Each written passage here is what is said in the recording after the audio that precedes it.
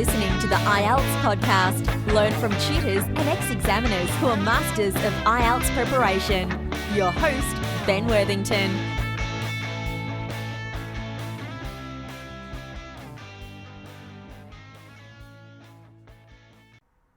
Hello there, IELTS students. In this tutorial, we are looking at a recent speaking exam question, part 1, part 2 questions, part 1, part 2, part 3.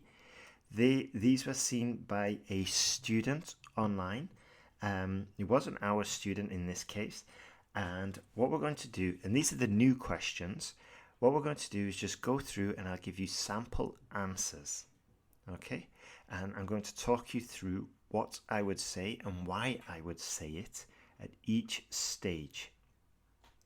Now, we are collecting these questions because we're going to be using them in the new private classes that we've opened up recently.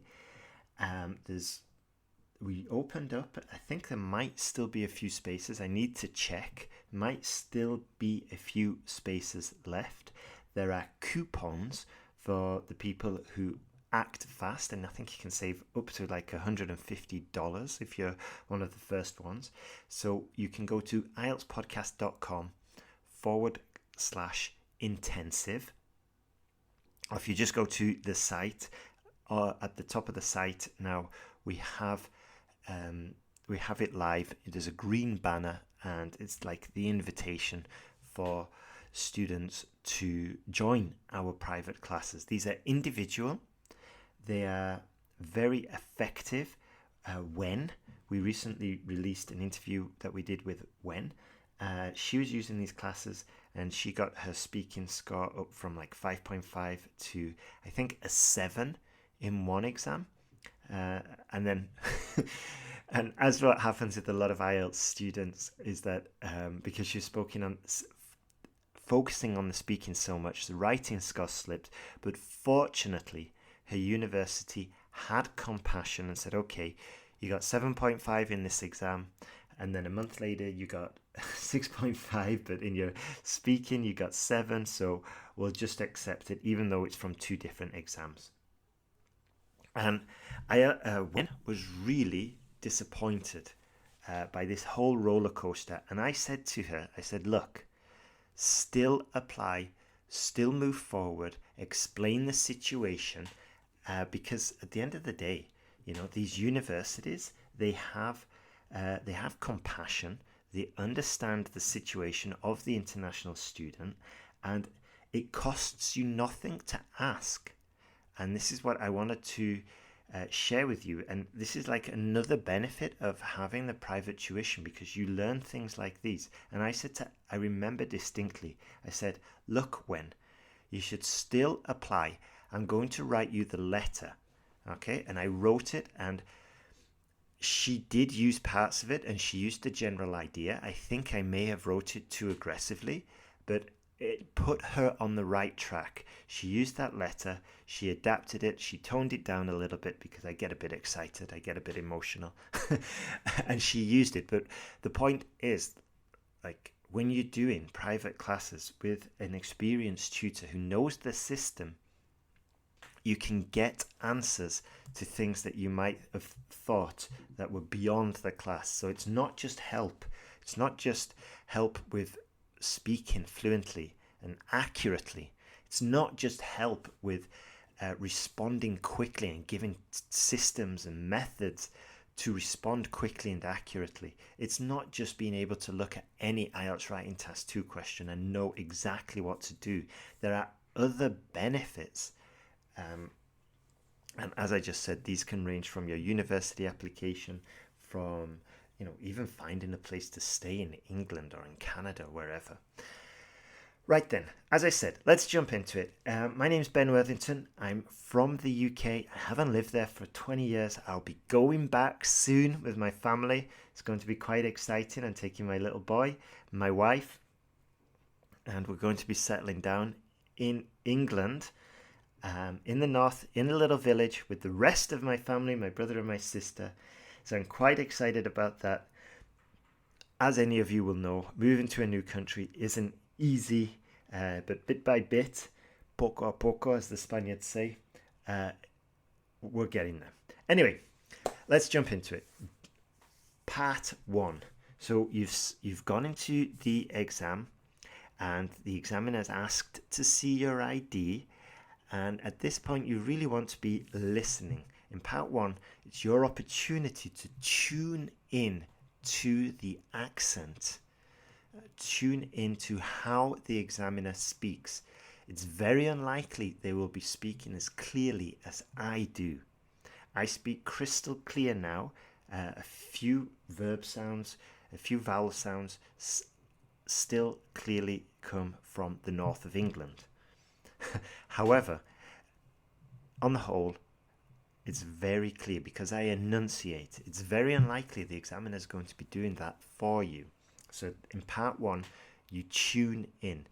First question, do you like chatting with friends? Yes, I do like chatting with friends. I find it quite relaxing. Sometimes it can be a bit of a distraction, but on the whole, yeah, it's quite enjoyable. I'm not using a structure for this. I'm using a system. I'm not using a structure. I'm not giving an anecdote. I'm not giving an example. I'm just giving 1 or 2 sentences, 3 sentences max. That's it. And I'm trying to be positive. I'm trying to be relaxed. Again, as I said before, I'm listening to the examiner. I'm repeating the question they ask me in my head before I answer, just to give myself a few seconds and make sure I understand what they asked. What do you usually chat about with friends? Well, personally, I dislike small talk. I hate talking about the weather. I'd rather get straight to a concrete topic. With my new friends, which are usually coders and developers, I'm usually straight into talking about technology because we can both geek out about that. There we go. Okay, again, 3 or 4 sentences. That's it. I didn't go talk about every single friend that I have and every single topic we usually talk about, but I just gave a very small example, very brief, and that's it. Do you prefer to chat with a group of people or with only one friend? Well, I guess it depends, to be honest. I guess it depends on the group of people. With my Spanish friends, I honestly preferred it one-on-one because it can get quite noisy. But with my technology friends, I prefer a group because they're usually quite introverts. So having a group just lightens the, it just makes it easier for everybody. Do you prefer to communicate face-to-face or via social media? I absolutely prefer face-to-face communication. Social media communication makes me tired. There's lots of ambiguity. It gets annoying. It's time consuming. Whereas face-to-face, in most cases, there's a real extra value from being there, present, and seeing them. There we go. So if you find yourself talking too much, just slow it down and bring it to a close. Do not panic. I had one student in the last batch of private students, and she would do exactly the opposite. She would speed up, she would get nervous, and she'd keep on talking, as they say, taka, taka, taka. And I would just be like, okay, stop, okay, I get it, okay? And we would laugh. I'd do it jokingly. I wouldn't just shout, stop.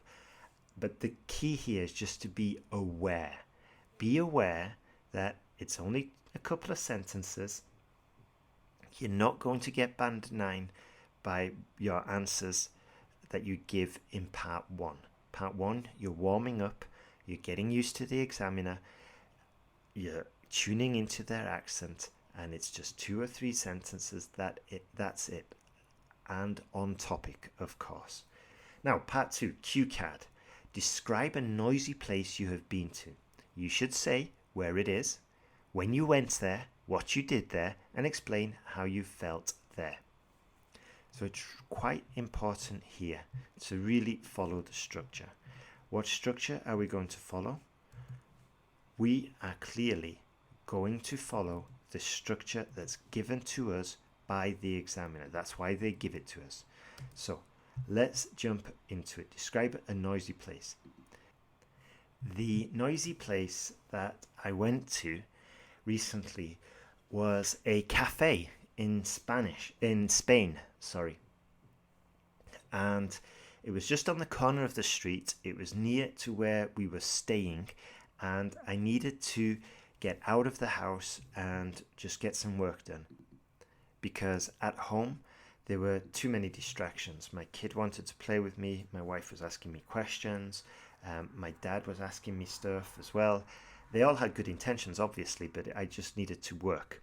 So I went down to the cafe. It was in the morning, and as soon as I got there, I was like, okay, it's not too bad. But within about 5 or 10 minutes, it just filled up immediately. It was so bizarre. And at first I was really annoyed. I was really irritated, and I was like, I was giving everybody bad looks. I was almost infuriated. But because I was working, I remembered that I had brought my noise cancelling headphones, and as soon as I put those on, it was like I was transported to a whole new world. They didn't cancel the noise out entirely, but with a little bit of music. In fact, I like to listen to the sound of rain when I'm working. I could really now focus, and I felt so much calmer. I felt so much more productive. And in the end, with the help of a few more coffees, I really excelled, and I basically just completed all my tasks. And I was honestly quite surprised, because I thought that I had lost the entire working session when all the noise started. So that's the noisy place I went to, the local cafe, when I was visiting Spain. And that's how I dealt with the noise as well. Thank you. There we go. Now, I'm going to be totally honest. I was looking at a timer, and I did finish a little bit earlier than expected, so I just decided to extend it a little bit. And I went into detail on how I felt. I could remember vividly. I tried to use some more uncommon words like bizarre, and I went through every bullet point there. I went into a little bit more detail about the cafe on the corner. I shared a little bit about what was happening at home, as to explain why I was going. I said I went in the morning. I said I went there to work, and then it suddenly got very noisy. I was giving people bad looks. Just the whole story, and a few conditional sentences in there. Lots of modal verbs in there as well. And as I was finishing, I just slowed it down to clearly signal to the examiner. And I just went back to the beginning as well, just to round it up as kind of like my summary, just to make it easier for the examiner to understand that the topic, that the cue card had finished, my talk had finished, and we can proceed to the next section. Final part 3. Obviously, we're going to get these abstract questions now. This is where you're going to be excelling. This is where your opportunity to get your band 7, 8, or 9, or maybe your band 7.5, 8, or 9. Now, this is an important section, the most important section. So here again, you want to slow it down. You want to slow it down because you need to understand what the question is being asked. You want to make sure that you are answering accurately. And again, here we're going to give slightly longer answers.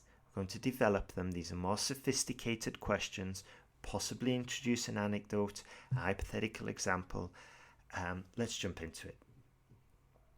Are cities becoming noisier? Yes, definitely. Without a shadow of a doubt, cities are definitely becoming noisier. I think this is because nowadays we're compacting a lot more people into a smaller area. So everything else is then more compact. There's more cars on the same piece of road. There's more people. There's more activity. And I guess this is the reason why cities are becoming noisier. Maybe in the future this changes with the advent of electric cars. I guess we will see. But in general, it seems like they're getting far, far noisier. There we go. So some anecdotes, some reasons, some development, and then some future tenses as well. Why not? Do you like to stay in a place with a lot of noise? Absolutely not. I definitely dislike staying in places with a lot of noise.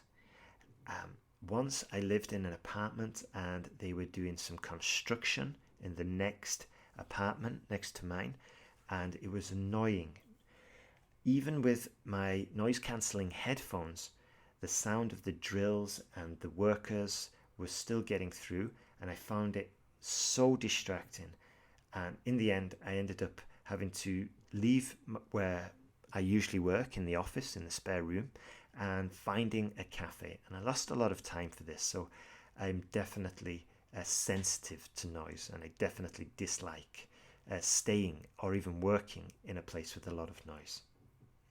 So there at the end is a small rescue sentence you may have heard, as I realized I talked about work again.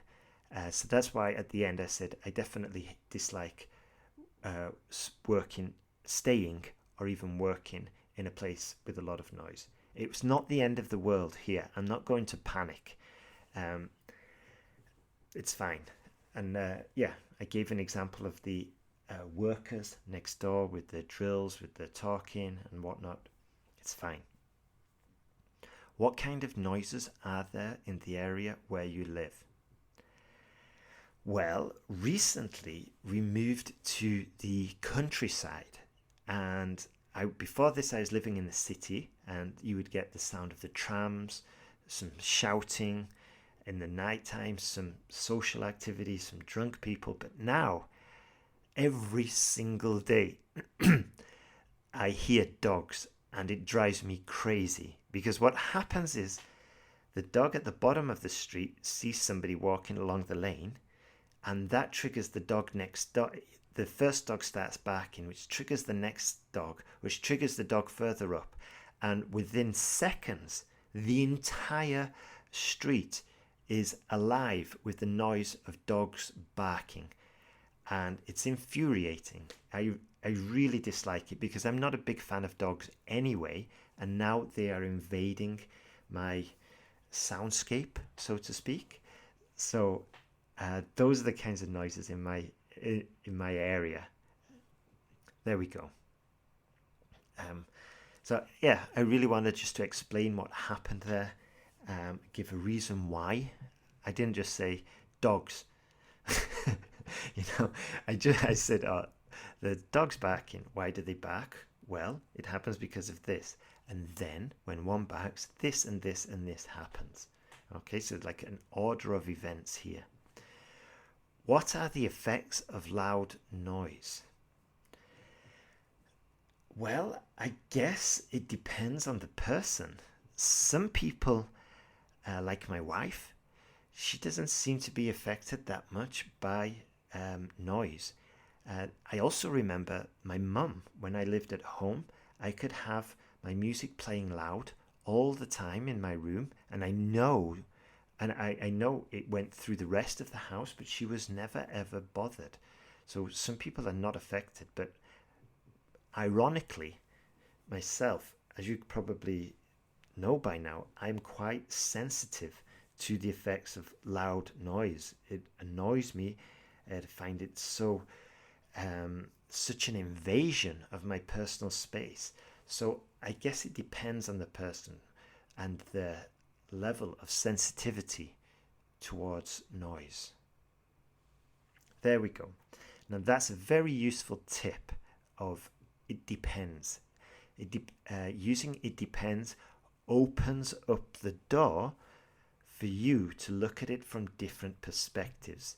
And because I use that it depends, I can talk about my wife, I can talk about my mum, I can talk about myself, I can talk about people being sensitive and other people not being sensitive. And that introduces a whole new area to talk about. So using depends and perspectives definitely helps. Now, if you are struggling with your speaking, then this is probably going to be a very important message, because recently we've opened up the door for private students. I haven't done this for about a year. I usually don't do it that often. The reason is because it's far more beneficial for me to be working on course materials and tools and get more students help like that. But every now and again, I want to practice my skills so I don't lose them as an IELTS tutor. I want to test out new material, especially for this new chatbot we're making.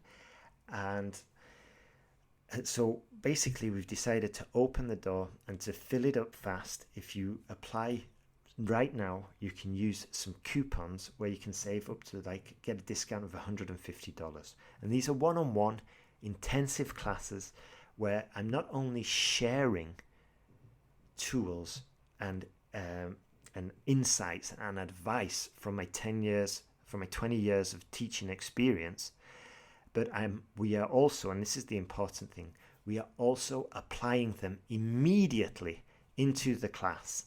So I'll say, okay, don't do that, and then I will drill it for 10-15 minutes, and the end result is that you're going to be speaking quickly and automatically. You're going to have a system to respond to the tutor, to respond to the examiner. This boosts your confidence, and it just because you've got a high level of confidence now, you feel a little bit more relaxed, you feel supremely prepared.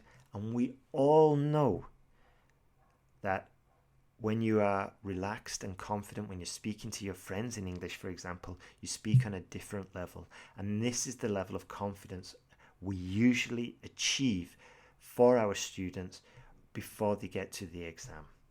There's systems, there's methodologies in there, there's lots of homework. It's not easy, and I will assign you a lot of work, but the answers are there. I mean, you can just listen to what we were doing with Wen. A few weeks ago, I published that interview. She's now in Canada. We got her speaking up to the score required by her university.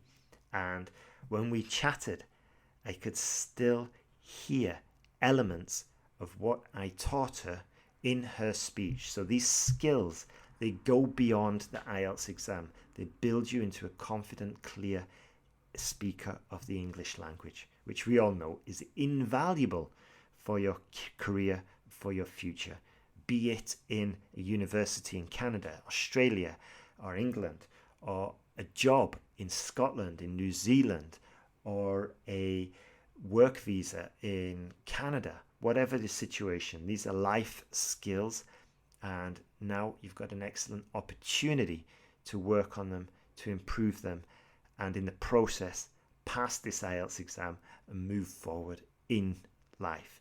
So go to IELTSPodcast.com. At the top of the page, you'll see a green banner where you can get more information about these intensive speaking classes we've opened up recently. One last thing before we finish. If you know any friends that are struggling with the IELTS exam, please send them this tutorial. And also, if you've got some value from this, I would appreciate it if you could just give us 5 stars on Spotify, on iTunes, whichever platform. This would be a massive help. We don't charge for these tutorials, but one way that you could give back is by giving us those 5-star reviews. It'd be incredibly helpful for us, and it'll let us know we're on the right track as well. So have a beautiful day. Keep moving forward. You've got this. You can do this. Just keep your head down, keep working, and you'll get there.